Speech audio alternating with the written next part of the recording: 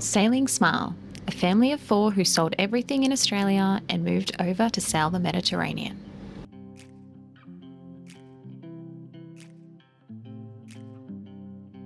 Welcome aboard Smile, our floating home, a 2016 Lagoon 450f Catamaran. Offering 4 cabins, 4 heads, inside and out living spaces, plus a whole lot of relaxation spots. Since purchasing Smile, we have fine-tuned her and have done extensive upgrades so that we can comfortably live off-grid while exploring new places. We'll give you an in-depth walkthrough, both inside and out, where we have tried to cover as much detail as possible. While the sailing life can appear to be luxurious, it doesn't come without other challenges. Having a young family, we wanted to make it as comfortable and safe as possible. Smile has enabled us to travel the other side of the world, spend time together as a family, grow, meet some awesome people, and experience magical moments together. It's more than just a boat, Smile is our home.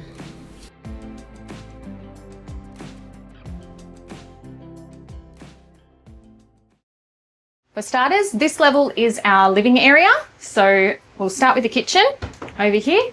We have the 2 sinks. I usually only use one, the other we dry the dishes over.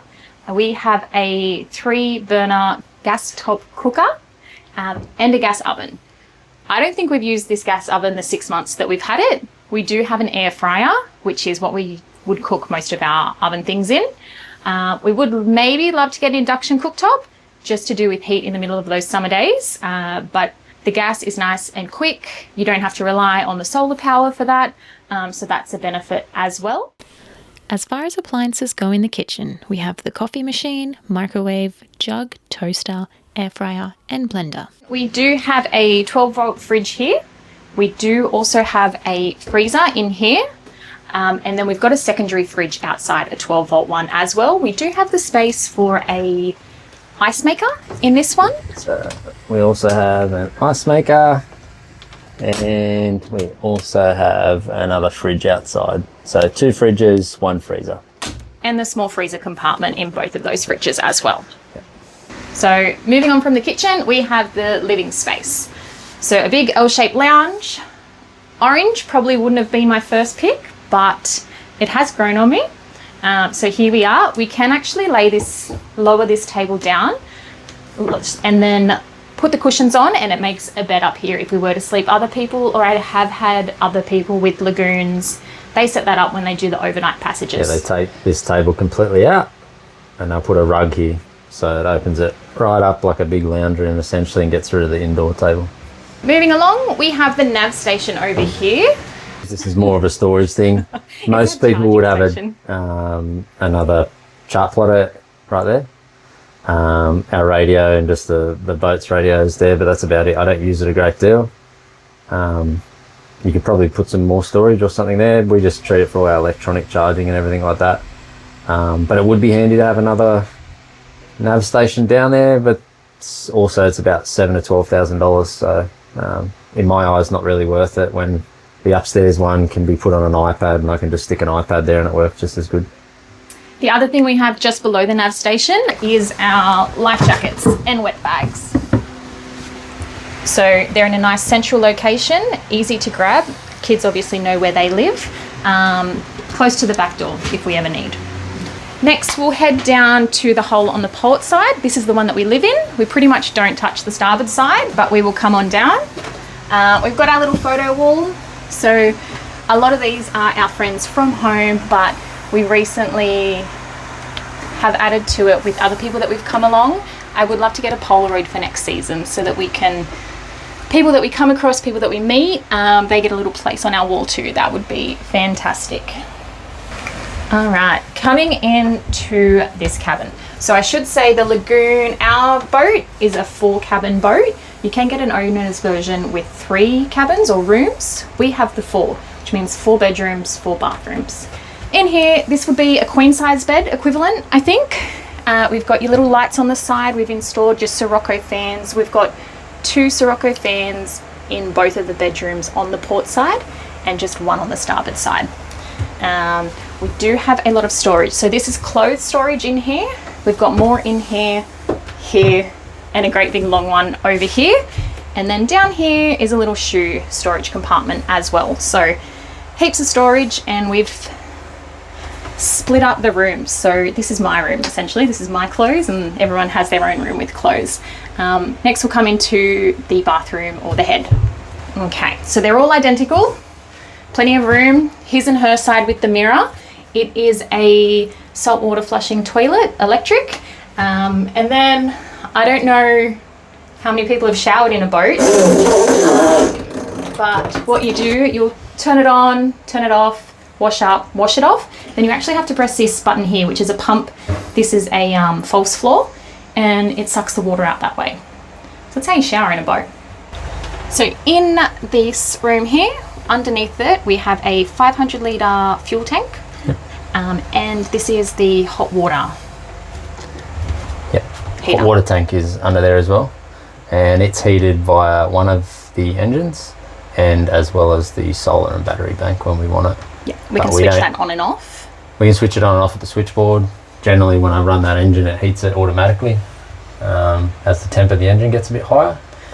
But being 40 degrees for most of summer over here, we don't typically use it all that much, to be honest. No, we only use it for maybe washing the dishes. Which will probably just boil the jug for that, but a cold shower is way very too hot here. for hot showers around here.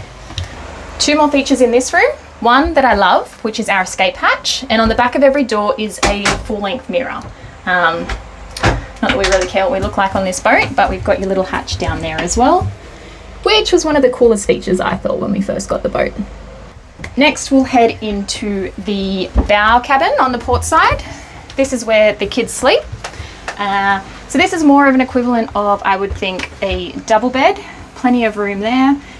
We've got two storage shelves here for their toys, essentially. In here, we've got a cupboard which has hanging space. We've got more toys there, shelving here, and this is also a little pull-out drawer as well. So heaps of storage in here. Down below, we've got more Lego and that sort of thing. We've also got the depth sensor, don't we, Shane? Yeah, the depth sensor, sea temperature, and speed over ground. Like I said, all of the bathrooms are basically identical.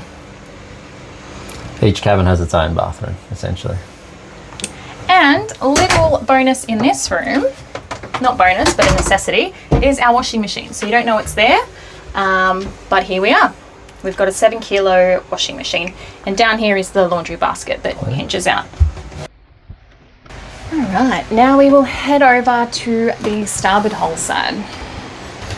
Okay, so in this room, it is a queen size bed again. We do have the Sirocco fan. We've opted for just one in the guest side, which is our starboard hull. So we were going to do 2 in each of the bedrooms, but we've done 2 in our bedrooms where we sleep, 1 each on this side, and then we've used the extra 2 upstairs in the living space, which really helps with airflow.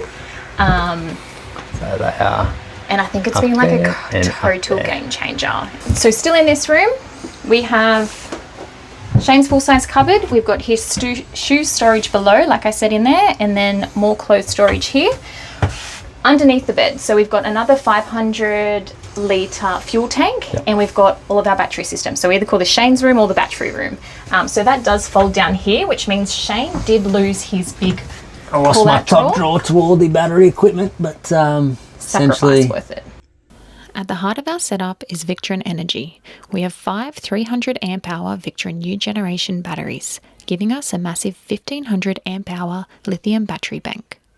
The 5000 watt Victron Quattro inverter, the brains, lets us run everything from the water maker to the coffee machine completely off-grid.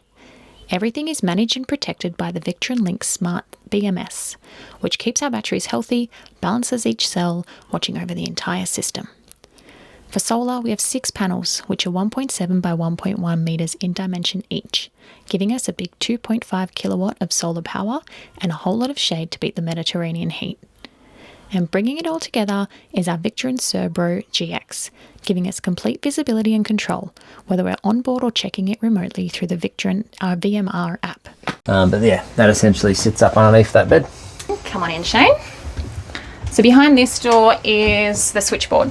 So we also, in both of the back rooms. This is Shane's side, so he's got his overalls hanging here and mine are on the same side there.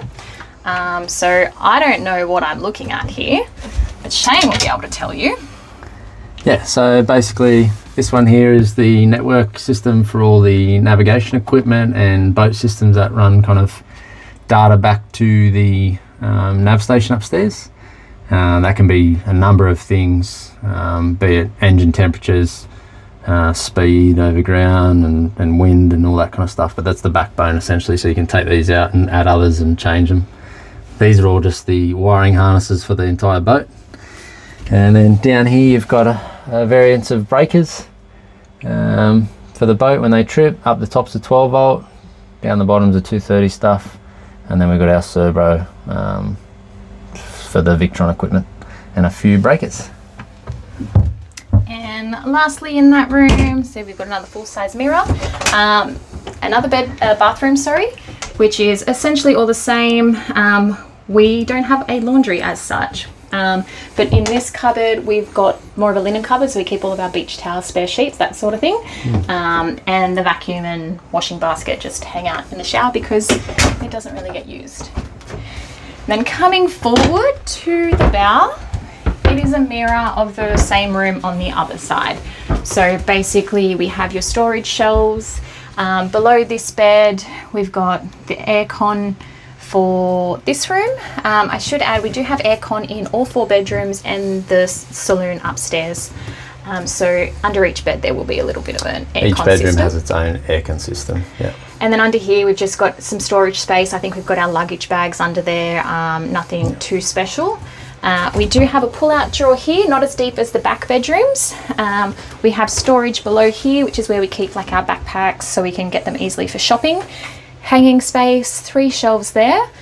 And yes, that's about it for this room. Again, another bathroom. Another bathroom. The benefit to the Lagoon is we do have 4 bathrooms, which means we have 4 toilets, which means we've got 4 holding tanks. So we can stay at an anchorage longer and they can get fuller longer without us having to move to empty the tanks. So we have friends in other boats and they have to do runs quicker to empty those tanks. So yeah, I think that's a bit of a benefit to the Lagoon, or to having 4 bedrooms as well. And then just before we head out, we've got another little safety escape hatch, which we can watch the fishies from below. And the full length mirror on the back of the door. So back up in the saloon, we do have quite a lot of storage up here as well. So underneath we have, we've got food storage below here, so we've got more cans, bottles, that sort of thing. We do have a pantry on this far side down here, which is more of our everyday option, things we can grab easily. And then we also like to keep a store in case we have longer times between getting to a grocery store. So under both this one and this one, we have things like long life milk, rice, pasta, bags of chips, all that sort of thing. So all of that is storage. And then below on this side, you'll see we've got our little safety equipment.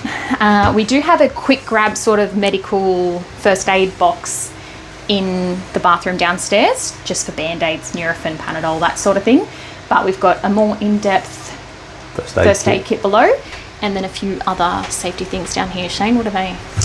Flares and heat blankets and drogues and the harness and stuff for the chairs, to go up the mast and all those kind of things. Up here, we've got the EPIRB, so if there's ever an incident and we have to abandon ship, we need to grab that with us and take it and set it off so that rescue crews can find us. As far as storage, these are little pull-out drawers. This is most of the kids' school stuff, along with this one. We've got more glassware along all these top ones. More school stuff here, and this is our bigger stuff, like big Tupperware bowls and that sort of thing in there. We do have a printer. We use that a little bit for the kids' schoolwork and a little bit for my work, but I wouldn't say we use it a great deal. A lot of the visas and entering countries and stuff. It is convenient, but we have another friend, they've got a heaps smaller one, which would be way better. Yeah. And then Shane will come and show you actually, this is what the kids love. Okay. So we've got an LG TV. So when we bought the boat, it wasn't working. So we've gone out and we have replaced it. And yeah, it's a good little thing for a little movie night. All right, Shane is going to take over and talk us through the switchboard. I'll talk you through the switchboard and what that looks like and what it means on the boat. I'll try and get down low so you can get over the top of me. But basically all the boat systems are run mainly from this board. At the top here we've got the battery chargers for the main engines, turn them basically on and off breakers, the water heater as we spoke about before, all the AC outlets, so all the plug-in power in bedrooms and kitchens and everything like that. You can turn everything off at the board. Then we've got a few indications, so we've got like the fuel indicator, which will tell you that we're 3/4 pretty much on both tanks, and then fresh water, drinking water. We've got 2 tanks, 275 litre, so we've got 350 litres of water we can have on board. Yeah, and then just your volts of all your battery terminals, so the main batteries, and engine 1 and auxiliary.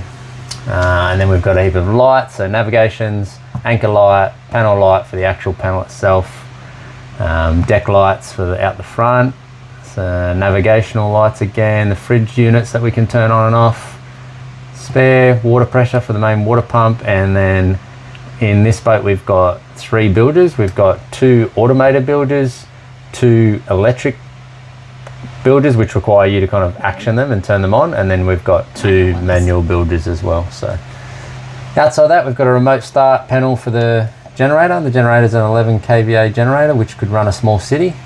Way too much power for this boat, although we do lean on it heavily at times.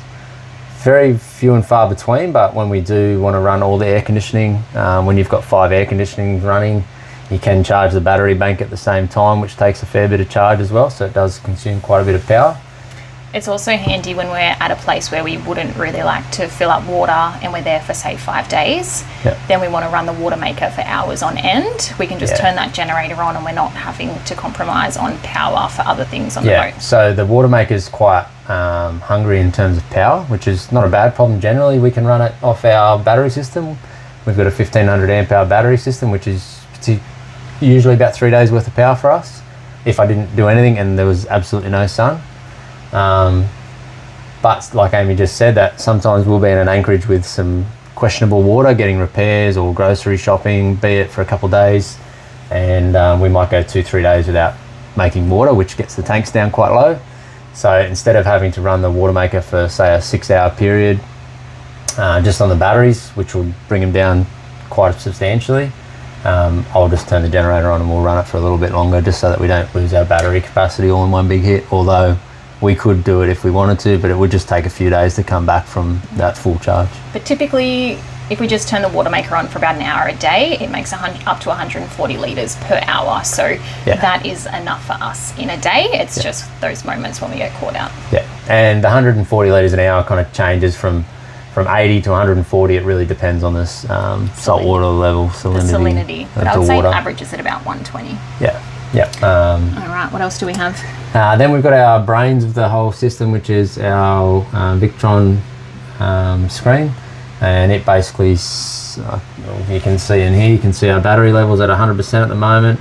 We've got 1250 watts coming in from the solar at the moment, which is pretty good considering it's like 3 in the afternoon. Typically this, with all the panels working and a good sun day, we'd get about 16 to 1800 watts at peak time.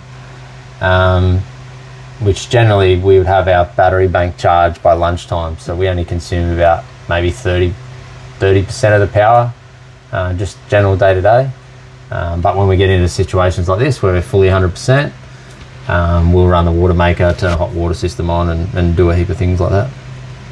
The AC is showing what we use from our PowerPoint, so if I had the coffee machine on or whatever it may be, you'll see that rise up anywhere from say around 200 watts up to 2,000, 2,500, depending on what we're using. Yeah, the gurney actually. The gurney uses a lot of power, and the DC power is basically all the 12 volt system. So that's our fridges and our little 12 volt charging things. Outside of that, these panels down the bottom here are for the shore power. So when we're at a dock or anything, we choose basically between the shore, up the top here, and we turn those breakers on to run the air conditioning or charge the battery bank. And or we can, when we're running the generator, these are the main breakers to run the air conditioning or have the generator charge the battery bank as well. Very few and far between that though. We went for a period there where we didn't run the generator for over 2 months. I was only starting the generator to cycle it so that it didn't go bad, because it's got a rubber impeller and likes to run, and all things on a boat like to run. Otherwise, if you let them sit for too long, A, the salt water goes off, but B, it can cause some maintenance issues. So we cycle it more often than we actually run it.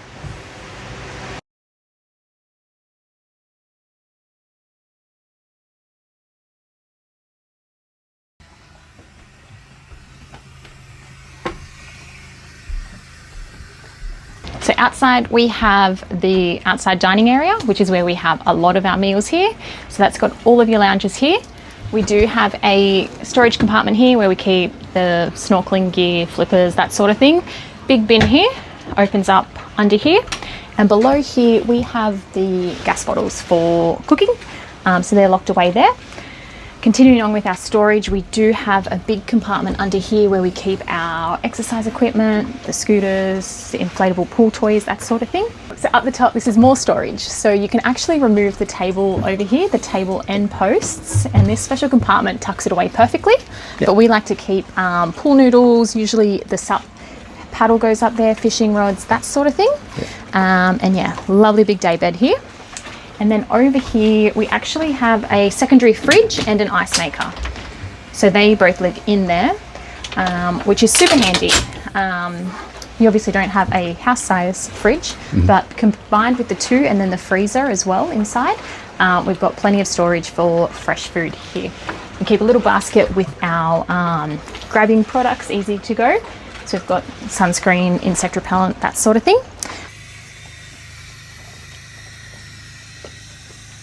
And this is all protected by these shades. So they are completely removable. They undo here.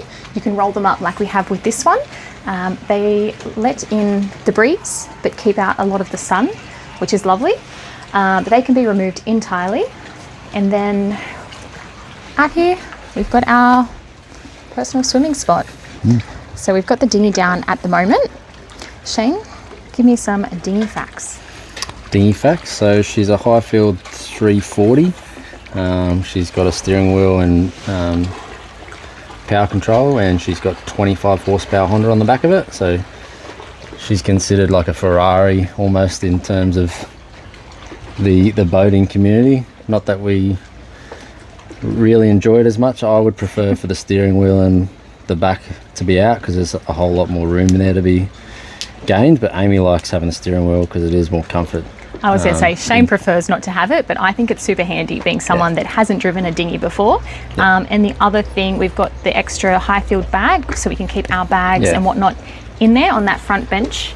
So under this front bench here, there's a bag that sits up, hold up underneath, which we put all our stuff in.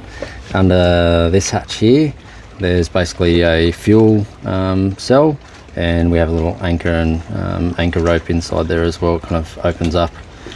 Underneath also on the high-filled dinghies, they've got an aluminium hard bottom as well. So which we find handy because we can just pull it up to a pebbly beach, put it on, put the anchor down or tie it to a rock, and we know that it's not going to be scratched or popped or anything. So and then I don't know if Amy mentioned before, but really the other bonus to the solar that we've got on is that Amy's in full shade at the moment. So typically, because of the solar, usually the roof would have finished here on this section here. But we've kind of pushed out the roof another kind of 1.5 meters, and you get all this extra shade. And the benefit to the solar arch as well, someone had mentioned previously, like, oh, doesn't it get in the way? But it's actually super handy being able to hold on to something when you come off the dinghy. So we'll park the dinghy there, you've got your easy handle. It's actually a benefit in my eyes. Yeah, the kids have extra poles, so if you're looking over here at the moment, so we got an extra support for the solar davit there and an extra support here that weren't there typically with the boat. But yeah, like Amy just talked about, you can kind of grab that on the way down. The kids grab it as they're getting off, because typically you kind of get off in this area from the dinghy. Makes it so much easier. Yeah, and we've got an electric winch that I use to pull up the back end of the dinghy, and Shane has to use his muscle power and pull up the nose of it. On that one. Yeah. That's a Shane winch. It's a Shane winch.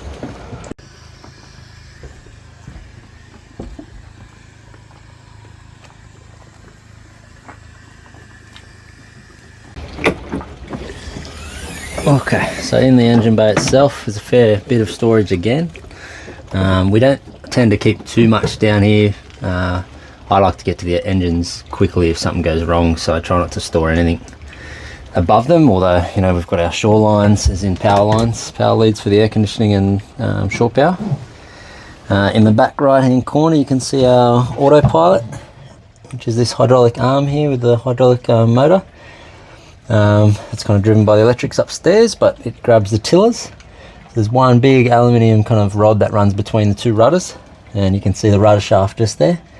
And basically it just moves this, actuates this arm depending on what heading you get set. And both of our engines sit underneath these covers. I'll jump down in there and kind of give you a bit of an idea of how big the engine bays are.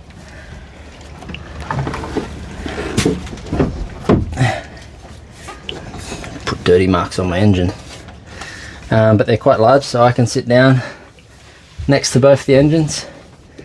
They're a 57 horsepower Yanmar diesel engine with a 60 or a model number SD60 sail drive. Emergency stop on the top, some water filters and a work light. In the very back corner, take that camera off here. In the very back corner there we've got two of the old battery chargers, basically just for the engine batteries. They don't do anything else anymore other than charge the engine batteries. As I said, work light, water filter for the intake for the engine, diesel pre-filter, another diesel filter, and an oil filter, and that's the SD60 sail drive. But yeah, basically you've got a heap more storage up under there and over the top of the engine. And that's the engine, but there's basically two of those in each hull. That was one of the big takeaways from this boat when we did buy it, is that both the engine bays are extremely clean and well looked after. The engines have been maintained really well. I looked at lots of boats, and typically most of the boats that I looked at, like all this timber was wet or damaged or missing. Yeah, the engine cowls and stickers were all gone, and it was super rusty over the heat exchanger and over the back end of the sail drive and stuff. So these engines are being kept in quite good nick, and I've been doing the same. So I'm in here vacuuming and wiping things down every now and again when I do my engine check, so it stays that way. The other thing, Amy, I don't know if she pointed out, but we also have an outdoor shower out the back here. On the back steps with basically the swim ladder, which is hot and cold water. Alright, you want to show us the Flybridge? Flybridge, yeah, we can do that. This is my office.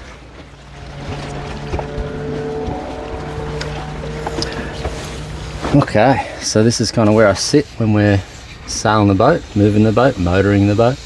We have super efficient engines. They're only 57 horsepower. We tend to cruise at about 1500 to 2000 RPM, and they'll use, you know, around 3 litres per hour.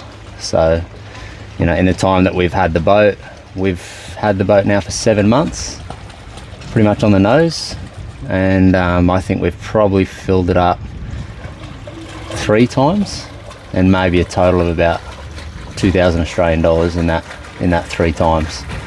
So probably even less, actually, like 1,500 maybe in that total time. So super efficient if you consider over 7 months that's all the fuel you put in a 45-foot catamaran.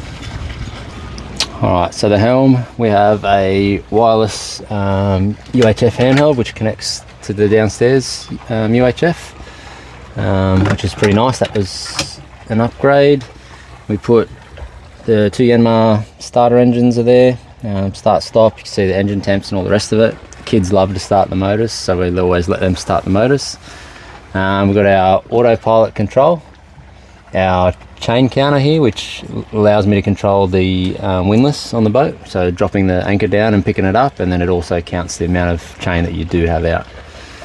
Then we've got our nav station, as well as a few smaller nav station screens, but basically you can have, this is your heading and your rudder position, as well as your wind angle, but you can have numerous things, so you can have speed and depth, you can display the wind angle again. You've just got so many different kind of variations to it. And the same goes for the main nav station as well. So you've got the navigation of where we are at the minute on the islands. And it's also touchscreen, which I like. Yeah, so it's a wheel that you can use if it's pissing down rain and it gets a bit sensitive, or you can just kind of zoom in and out on the touchscreen on where we are, and then you can kind of configure that as you will with radar and all the other bits and bobs that the boat can have. Outside of that, we've got a radio control for the stereo and 2 bilge pump controllers. We've got 3 winches on the boat, 4 winches, sorry. We've got 1 electric and 3 manual winches. Typically, the boat's well enough or close enough together is that I can pretty much run everything off the 1 electric winch. Most of the time we just use the other winches as directional controls. It's mainly just when we're pulling over the Genoa to the port side that we don't use any of the power winches, but typically we get away with mostly using the electric, especially with the main, because it's the heaviest sail. But outside of that, you can see all the controls on the blocks. You got the main halyard, reef 1 and 3, and you got the Genoa, which pulls it to the starboard side, and then on the left here you've got reef number 2, the main halyard, and the port side for the Genoa as well. And that's really about it at the helm. We've got a soft top mezzanine at the top, which is pretty cool. It's got 4 big windows in it, but we typically keep them closed because it's super hot. You know, unless we're sailing. Typically you'll see if I'm sailing the boat, I hold onto that pole that Amy's holding onto now and just kind of look over the top of it with my head and lean outside. So I'll do this.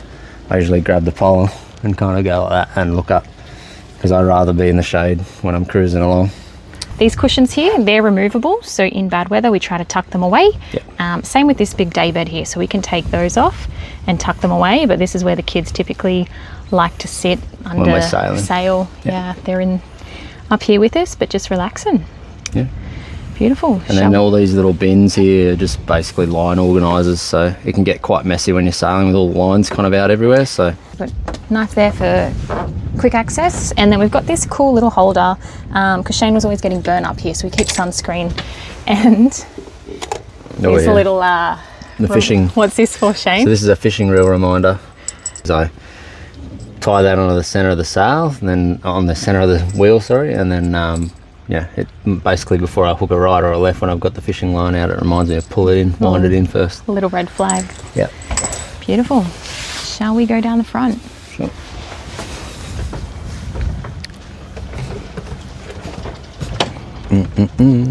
So this hatch will go to the 1 bedroom. These are your 2 bathroom hatches.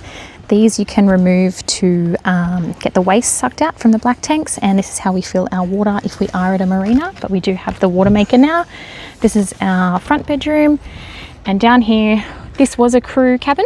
So yeah, but when we bought our boat, it's set up for a charter boat, so there's 2 crew quarters in our boat, which is just amazing for room, but we essentially use 1 crew quarters, which is enough for 2 people to comfortably sleep in.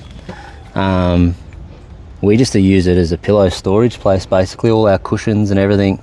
So all the cushions from the front lounge and the daybed and the cushions up at the helm, we can basically store everything up in this crew quarters and keep it out of the weather and out of the rain. It's chock-a-block when we do. Yeah, but essentially that's all we use it for. So it's a big space that, you know, if we did have people on board, typically you got 2 in each bedroom and you can have 2 more in each of the crew quarters, although the opposite side crew quarters is what I've turned into my garage, essentially, with the water maker and all my tools. Yep. So we can have a quick look at that. Move across there. Kids call these the tramps, but they're not allowed to jump on it. It is my favourite spot on the boat, I think. Nice and relaxing.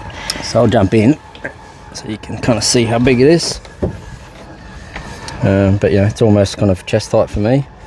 And this is a false floor, which goes all the way to the bottom of the hull. If I was to stand up on the bottom of the hull, my shoulders only touch the floor, so it's quite I think totally it's like 2.6 metres in height from the hull up.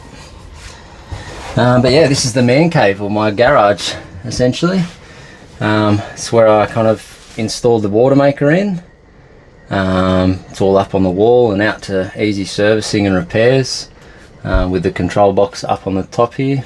Tell us about the water maker. Give me the stats. Yeah, so she's a Rainman water maker. It's a 140 litre per hour water maker. She's 230 volt and keeps us quite happy, to be honest. Like we will run it for maybe an hour a day, and that will pretty much offset our family's water consumption anyways. And we aren't conservative these days. No, we're not conservative at all. And this thing's run off the battery system. Yeah, I've yet to get the battery system below 50%, so handles this easy. But it basically has a little how-to that comes with it as well, so it basically tells you how to turn it on using all the controls. And then I've just got a bit of storage for tools and bobs and spare parts and filters and silicons and all that kind of jazz. Basically more tool storage up here and part storage, more tools in the boxes, a wet dry vacuum, which has been super handy. It's actually a fabric cleaner as well. My hot tip if you get a boat is everyone needs a wet dry vac, but if you can find yourself an upholstery cleaner, it's essentially a wet dry vac too, with the bonus that you get to clean your upholstery, all the salt and everything off it. But that's the garage. Everyone likes my garage because typically on boats, space is really hard to get. We're lucky that we have a lot of space, so we basically have a garage for all my tools and parts and stuff, so it's not in the boat or taking up room inside the boat. And this one's a lockable hatch, so when we do take off for winter, we can lock that up and we know that everything is secure. We can put a lot of stuff in here and lock it. I mean, yeah, like I said, this used to be a crew quarters, but for me it's better storage and everything else for what we use it for. With a mast height of approximately 23 metres, our mainsail is around 81 square metres, while the genoa or head sail is around 29 square metres, giving a total area of around 130 square metres of windage. The boat itself is approximately 14 metres long and 8 metres wide, and with multiple living and lounging areas, we have plenty of room to move around. Yeah, outside of that, we've got a lovely big forward lounge. An amazing amount of lockers again, so basically this is all storage lockers underneath here. Under this one we keep most of my cleaning tools, some spare water, some bags and stuff like that. We also have the windlass remote. So this is the windlass. It's a 1700 windlass, 1700 watt windlass. It's got plenty of power. We've yet to have any problems with it, touch wood, which is super nice. And we've got 80 metres of 12mm chain on the boat with a 45 kilo Rockner, which is rock solid. Kept us in some pretty bad weather. Kept us nice and steady. Outside of that, Shane is sitting on his favourite compartment there. Yeah, so this is, well, now it is. Now it's my favourite compartment. It's untouched now. Because I don't touch it at all, because we've fixed it and got it all running and purring like it should be. But essentially it is our massive generator. Like everything else in this boat, it's been maintained really well. It's super clean. Like this is a 10-year-old boat, and everything's just like, like it was almost when you bought it. So 10-year-old boat, and basically this is an 11 kVA generator, so I could run this boat and another boat. But we have 5 air conditioners on board. So typically if you were going to run all 5 air conditioners, you'd have the generator running, but this generator is big enough to run all 5 air conditioners on the boat and charge our battery system as well, and then even still probably power another small boat. And it is actually quite quiet, so once this hatch is shut, unless you're in the starboard bow room, you wouldn't really know that it's on. Which is good for the neighbours, because if we do need to run it, which like I said we don't anymore, but if you did need to run it, you're not annoying anyone around the boat. Outside of that, over this side we've got some more storage which goes right back in there, but basically we put all of our fenders and lines essentially in that one. Keeps them all nice and dry. And then Amy's sitting on the chain locker at the front of the boat as well, so this is where our 80 metres of chain is stored, up in there. She's probably a bit muddy and stuff, but yeah, so the chain comes up the front of the boat through the windlass and drops into the chain locker and sits there, and there's a drain essentially at the bottom of the chain locker. This is also one of our favourite spots to sit at the boat, because if you're at anchor, this is usually you're facing into the wind. And we've put this little sunshade up, which has been an absolute game changer for out here and the heat inside. But yeah, we love to sit out here. We also eat dinner out here pretty regularly, don't we? Yeah, we sit out here more often than not because it's actually pretty comfy. The cushions and lounge and everything's pretty comfy. Yeah. This little sunshade, that's just a little Amazon purchase, and we've got it hooked up with just Oki straps around the post there. So if the wind picks up too much, we can take that down pretty quickly. We can put it up single-handedly. But yeah, like I said, it makes such a difference to the heat inside and out here. So Depending on the time of day and direction of the sun will depend on the shade given to the nets. One of my favourite things on the boat are these nets, and the best place to lay in the sun. They have just the right amount of slack and are super comfy. You have a cool breeze blowing off the water, and my face can still be covered in the shade. alright, so that's our tour of our floating home, a Lagoon 450f Catamaran. Yeah. We love it. She's been serving us well. We've got excess room, super comfy, super stable. Comfy, super stable, like solid, just a solid boat. It's 45 foot, so it gets you. You talk about comfortability. I get a lot of people reach out to me and go, "Why did you buy such a big boat for a family?" But essentially, the reason why I bought this boat is because all boats have problems. It's just, for me, this one was quite advertised well on YouTube by another YouTuber about all the problems that it did have.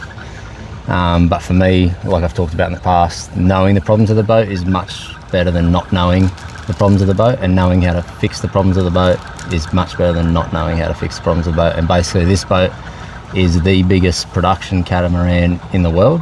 There was over, I think, don't quote me on the numbers, but it was around the 600 mark of these boats produced in the world. So that means there's roughly 550 owners elsewhere with all the same issues. Basically, there's a big Facebook group that everyone kind of touches base on, that kind of everyone has the exact same problem, whether it's a 2016 model, 2013 model, whatever the model of the 450 is, we're all pretty similar problems. And if you jump on there, if I had a problem with a windlass, I'd jump on that Facebook group and search windlass, and 9 times out of 10, someone else has already had that problem, and there's basically an instruction guide on how to repair it. It's how I've done most of the repairs on this boat, between that and ChatGPT. Outside of, like I talked about in the past, problems on boats, helped me to feel more comfortable when we were going through the buying process, because I knew what to look for, what the problems were. Yeah, but yeah, we've got 2 hulls, basically only live in one. The other one is for guests. And yeah, heaps of room to move around. We like to sunbake out here on the nets. It's nice, you get the cool breeze coming through. Plenty of places to lounge depending on the wind direction and the sun. We are off grid now. We've got that much solar. We don't need to worry about power. We don't worry about power or water. Yeah. We only worry about food now. Which has been an absolute game changer compared to the start of our season. Yeah. But yeah, you could go, other than food, you could go months living on this thing, couldn't you? Oh, easy, yeah, you don't. Without needing anything. We can hold 350 litres of water, and then we've got the water maker to replace that water. So we don't ever really, we don't get below 50% of water very often at all. We don't get below probably, I would say, 75 or 80% of power very, very often at all. Yeah. It's literally only groceries that we need to go in for, and once every year or two you got to go out and for a haul out and clean the bottom of the boat. And I don't think it's overkill with the batteries. I think if you were to stay on it all winter, you would want it to be comfortable, to have the hot water going all the time. What else? Heaters, that sort of thing. Yeah, it's funny, everyone talks about a sufficient boat, and it's hard to understand that grasp when you've not bought or owned a boat before. And for me, when I was designing the boat's solar system and battery system on how much power I thought we would consume, that was a big consideration. Basically, for me, it was to kind of get the biggest that I could get, which when we first put it all in, I thought, oh, maybe we've gone too big. But now, after doing summer, it is probably too big for summer. For sure, you could have a smaller system in summer, but if you were going to stay on this boat in winter, it would be enough to keep you still without having to run the generator. You might have to run the generator maybe once or twice a week in winter if you got overcast days, but generally there's enough here on this boat to run it through winter as well, which like I said, you could have put half the battery capacity and maybe half the solar, and you would get away with it during, you know, peak summer season. But as soon as winter come, it would be terrible, and you would need to run your generator 24/7 or be in a marina, either or. Yeah. So we're comfy. We like Smile. Yeah. Smile, Shane? Having now lived on Smile for 7 months, we've got her to a place we are so happy with in terms of being self-sufficient and well maintained. We have a deep appreciation for how safe and comfortable she is, while allowing us to travel the world and sharing in some pretty amazing moments together. Thanks for watching. We have actually now set up Patreon, as some of you have requested, so I will link it, check it out, but if not, a like or a comment or even just a view is very much appreciated. Have a good one.